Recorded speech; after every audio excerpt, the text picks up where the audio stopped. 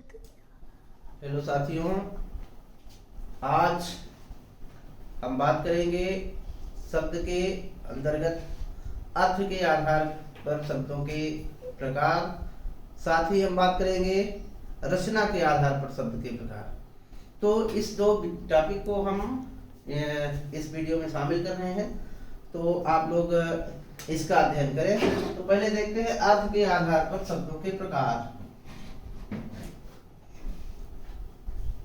अर्थ के आधार पर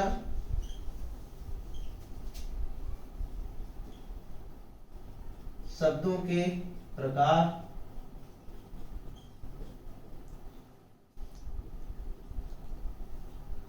इसमें मुख्य रूप से जो आते हैं उनमें चार प्रकार को देख सकते हैं अपन। इसमें पहला है एकार्थी।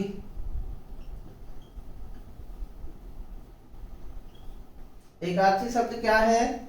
ऐसे शब्द जिनका निश्चित रूप से कोई न कोई एक अर्थ है, उन्हें एकार्थी शब्द कहते हैं। बहुधा सभी शब्दों के अपने निश्चित रूप से कोई अर्थ रहता है, निश्चित अर्थ रहता है, तो इसमें हम उन शब्दों को शामिल करते हैं। कई शब्द ऐसे भी होते हैं जिनके एक से अधिक अर्थ होते हैं, उन्हें अनेकार्थी शब्द कहते हैं। तो हम इसमें जो है ऐसे शब्दों को शामिल करेंगे जो एक अर्थ को प्रकट करते हैं। तो ऐसे शब्द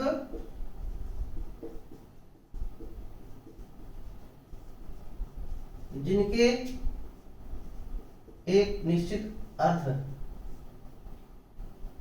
जिनका एक निश्चित अर्थ होता है, निश्चित अर्थ होता है या वो शब्द एक निश्चित अर्थ को प्रकट करता है, उसे हम एकार्थी शब्द कहते हैं।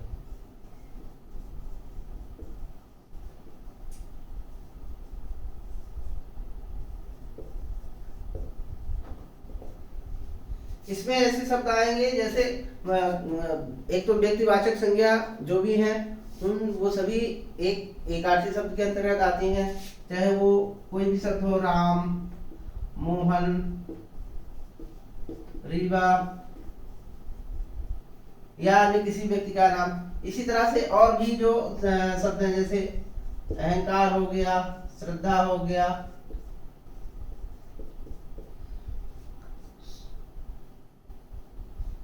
विश्वास हो गया, ये जो शब्द है जिनका एक निश्चित अर्थ है उन्हें एकार्थी शब्द कहते हैं। इसके बाद है दूसरा अनेकार्थी शब्द।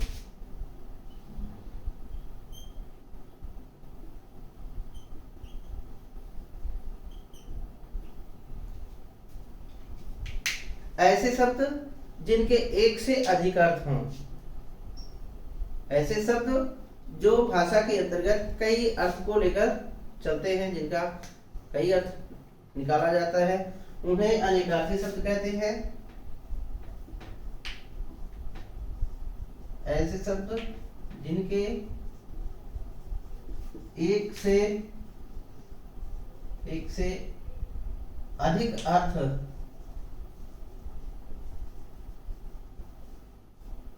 प्रचलित हों,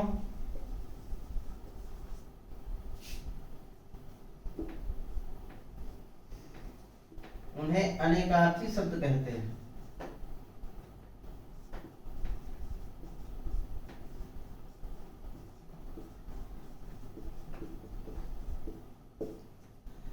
इन शब्दों के कुछ निश्चित अर्थ को ये प्रकट करते हैं, साथ ही उस अर्थ के साथ साथ ये अन्य अर्थ को भी प्रकट करते हैं। जैसे आप देखेंगे, हम बात करें अंक।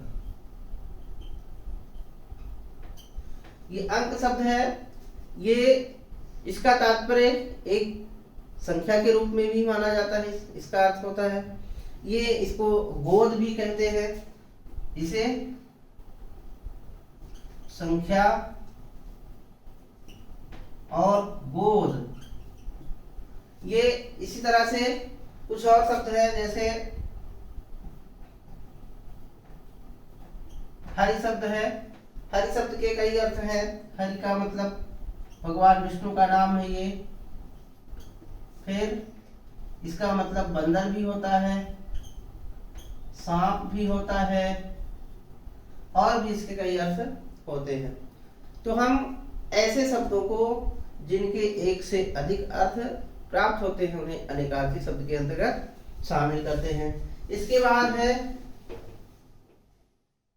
विलोम शब्द और पर्यायवाची शब्द। विलोम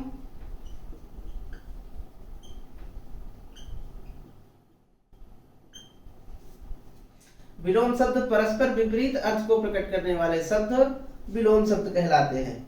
इनमें कई स्थितियों के आधार पर विलोम शब्द बनते हैं। जैसे कई बार जो है रिश्ते के आधार पर, आर्थिक स्थिति के आधार पर, इतिहास और काल के आधार पर, इस तरह से जो है दशा के आधार पर, आकार के आधार पर, तो कई आधार पर इसके विलोम शब्द मिलते हैं। तो क्या है? परस्पर विपरीत अर्थ या उल्टा अर्थ, विपरीत अर्थ प्रकट करने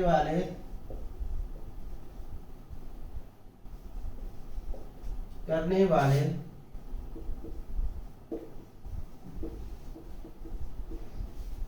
विलोम शब्द कहलाते हैं।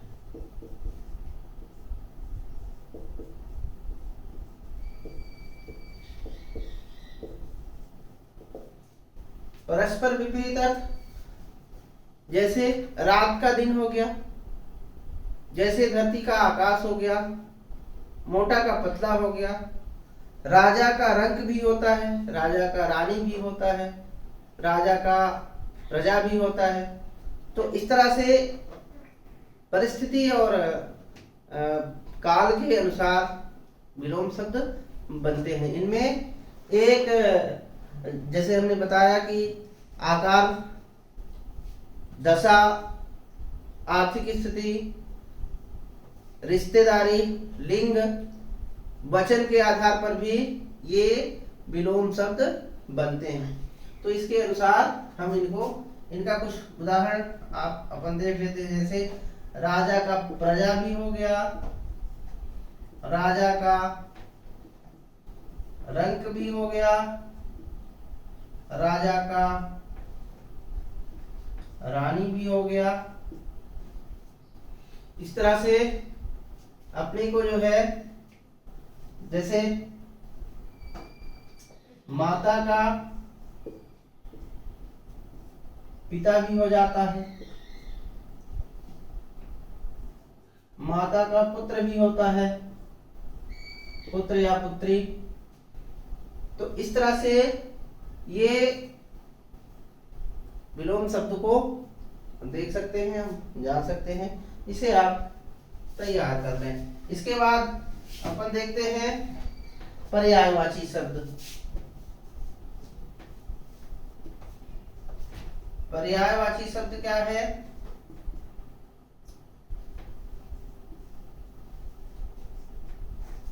कुछ ऐसे शब्द हैं भाषा में जो आपस में समान अर्थ को प्रकट करते हैं, उन्हें पर्यायवाची शब्द कहते हैं। किंतु इसमें स्मरण ये रहे कि सभी शब्द में कुछ ना कुछ आपस में भले समानता है, लेकिन इसके बावजूद भी वो भिन्नता भी रहती है उसमें। जैसे अगर हम पानी के पर्यायवाची देखें तो उसको जल, नीर, वार, तो, अम्ब, लेकिन इनमें बारीक बारीक अंतर रहता है। मोटे तौर पर ये समान अर्थ, पानी का मतलब जल तरल पदार्थ और जल का मतलब तरल पदार्थ, इस रूप में जब हम देखेंगे तो इसमें जो है प्रायः हमको समानता दिखती है, लेकिन इसमें सूक्ष्म भिन्नता मौजूद रहती है। जैसे पानी सामान्य पानी हो जाता है और जल पवित्र पानी, पवित्रता उसमें निहित रहती है, पवित्रता का भाव उसमें निहित रहता है। तो ये हमको ध्यान रखना है कि समानार्थी होने पर भी इनमें सूक्ष्म अंतर मौजूद रहता है। तो ये क्या है? परस्पर विपरीत, परस्पर समान अर्थ देने वाले शब्द। भाषा में परस्पर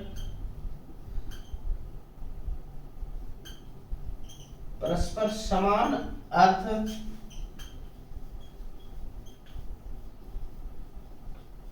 प्रकट करने वाले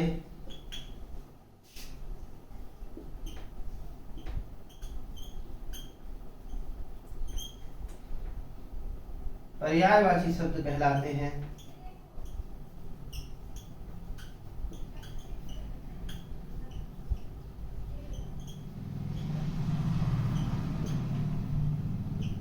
पर्यायवाची शब्द में प्रायः ये समानता, प्रायः इनमें निकटता, या प्राय ये जो है आपस में भाषा में जो शब्द भंडार है उनमें कई ऐसे शब्द हैं जो मिलते जुलते अर्थ को व्यक्त करते हैं, तो उन्हें हम पर्यायवाची शब्द या समानार्थी शब्द कहेंगे।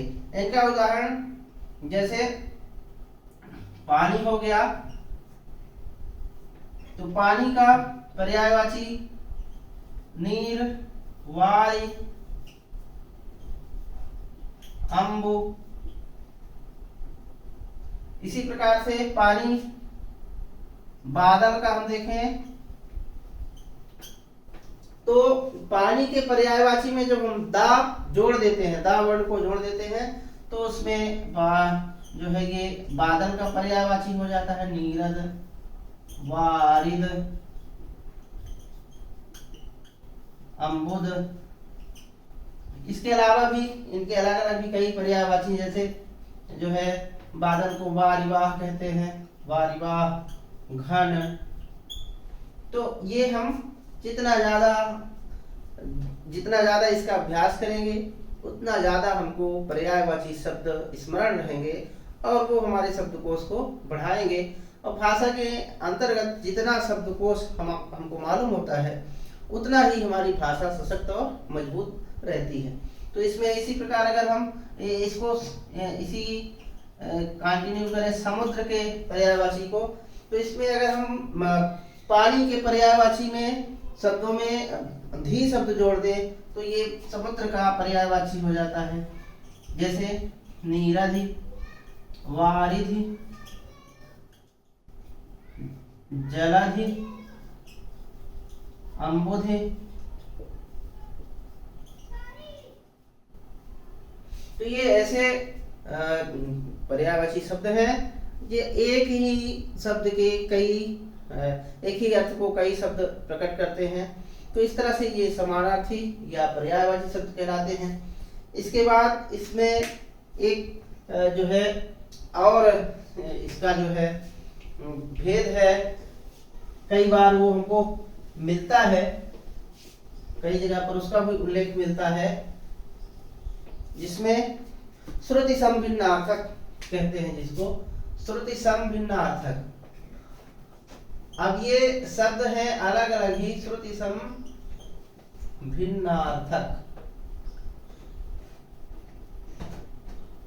ये जो शब्द इसमें है वो शब्द अलग अलग है, पर कई बार उनमें थोड़ा सा अंतर होने के कारण सुनने में वो एक से लगते हैं, तो उसके कारण लोगों को भ्रम होता है और उसका दूसरा अर्थ निकाल लेते हैं। तो ऐसे हमको मामूली अंतर से इसमें जो भेद है उसको ध्यान में रखना है।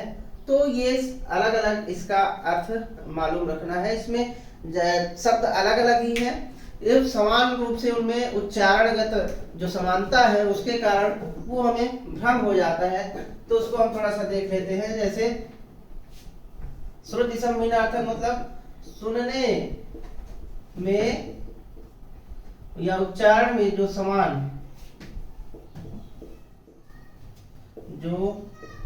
समान प्रतीत होते हैं।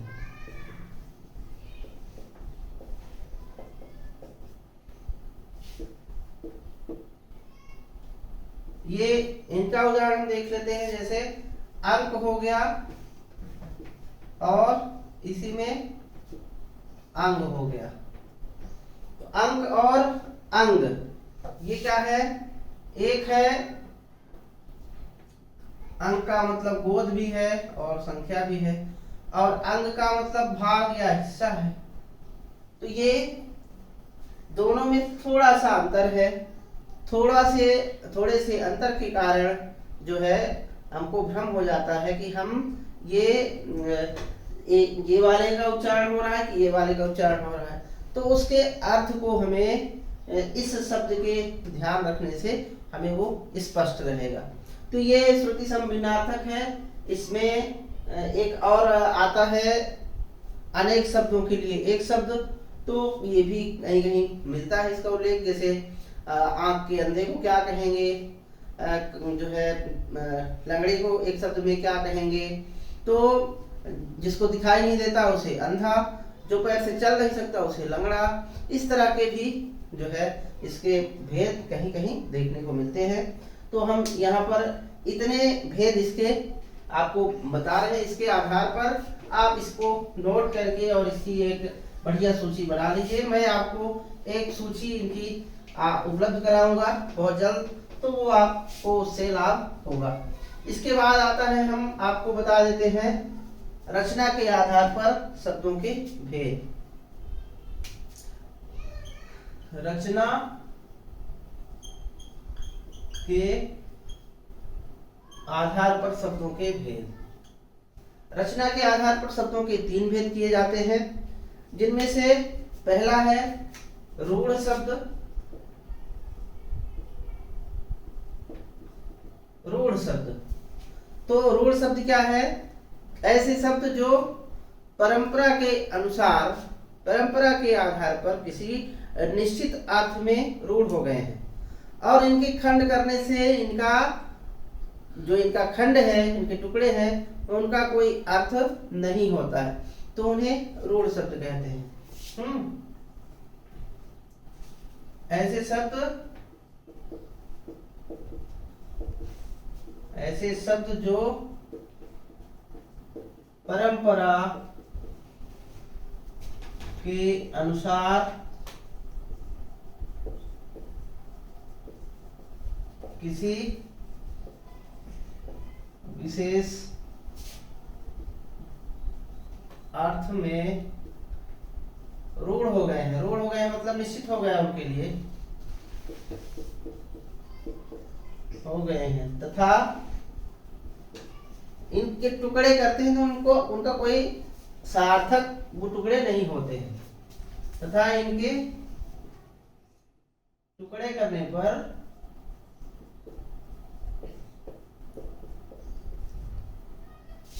उन टुकड़ों का कोई अर्थ नहीं होता। ऐसे शब्द क्या कहलाते हैं? रूढ़ शब्द कहलाते हैं। तो इनके अगर हम टुकड़े करें तो इनका कोई, इन टुकड़ों का कोई अर्थ नहीं होगा। जैसे हम पानी शब्द का देखें तो इसका अगर हम इसे अलग करेंगे तो ये पाधन नहीं होगा, इसका और इसका कोई अर्थ नहीं निकलेगा। इसी तरह से कोई भी शब्द हम जो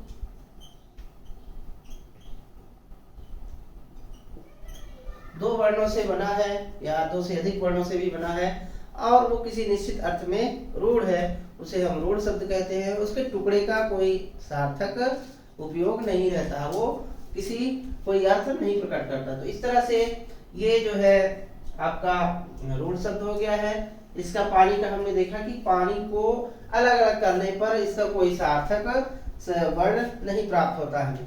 इसके बाद है इसमें दूसरा है यौगिक।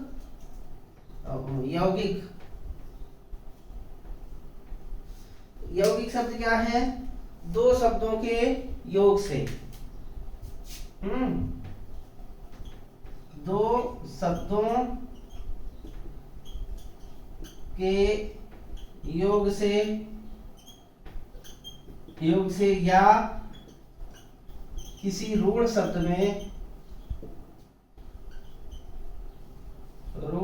में उपसर्ग या प्रत्यय लगाकर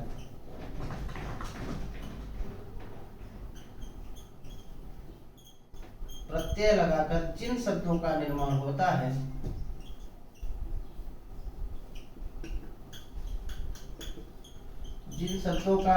होता है, उन्हें यौगिक शब्द कहते हैं।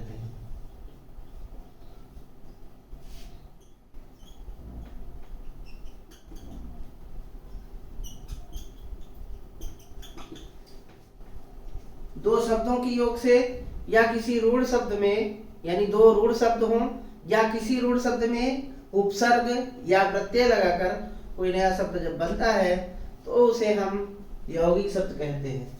इसमें जैसे हम देखते हैं विद्या, धन, आलय, ये दो शब्द हो गए और ये बन गया विद्यालय। इसी तरह बैल, धन,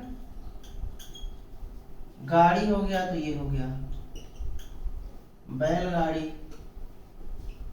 इसी तरह इसमें कई शब्द हमको जो दो शब्दों से मिलकर बने होते हैं, घोड़ा गाड़ी, हाथ गाड़ी, बैलगाड़ी, रसोई घर, सचिवालय, निदेशालय।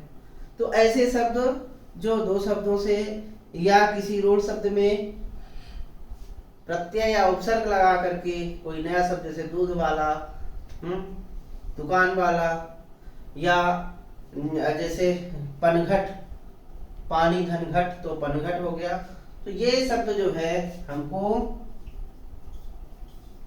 तैयार करना है, पानी धन घट, तो ये हो गया पनघट।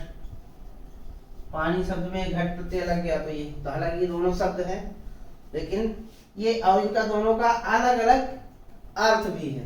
तो इस तरह से हम ये जो है यौगिक शब्दों को देखते हैं। इसके बाद है यौगिक शब्द के बाद योग रूढ़ शब्द है।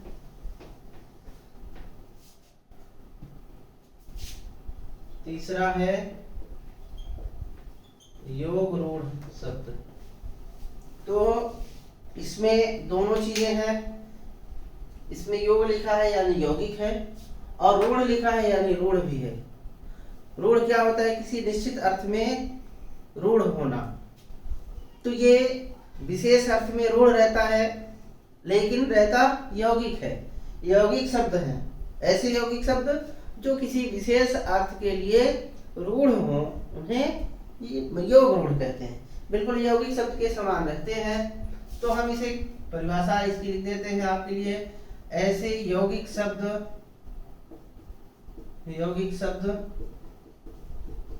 जो किसी विशेष अर्थ के लिए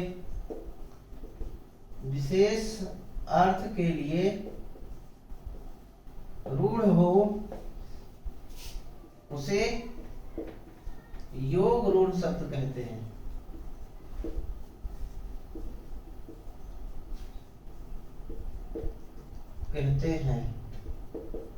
इसमें आप देखेंगे, जैसे अपन ले लेते हैं क्या, गजानन। गजानन, गज मतलब हाथी, आनन मतलब मुख, अर्थात हाथी का मुख। लेकिन इसका जो यौगिक शब्द है, इसका मूल अर्थ ना लेके यहाँ इसका अर्थ लिया जाता है गणेश जी के लिए। गणेश जी, तो ये यहाँ पर ये शब्द जो है गणेश जी के लिए रूढ़ है, इसका विशेष अर्थ लिया जाता है, इसलिए ये यौगिक शब्द ना होकर यहाँ पे गणेश जी पर इसका अर्थ निहित होने के कारण ये योग रूढ़ है। हालांकि इसके दोनों अर्थ होते हैं, मतलब इसका एक सामान्य अर्थ भी होता है और इसका एक विशिष्ट अर्थ भी होता है। तो ये ऐसे शब्द जो है योग रूढ़ के अंतर्गत आते हैं। इसमें गजानन हो गया, नीलकंठ हो गया, श्वेतांबर हो गया,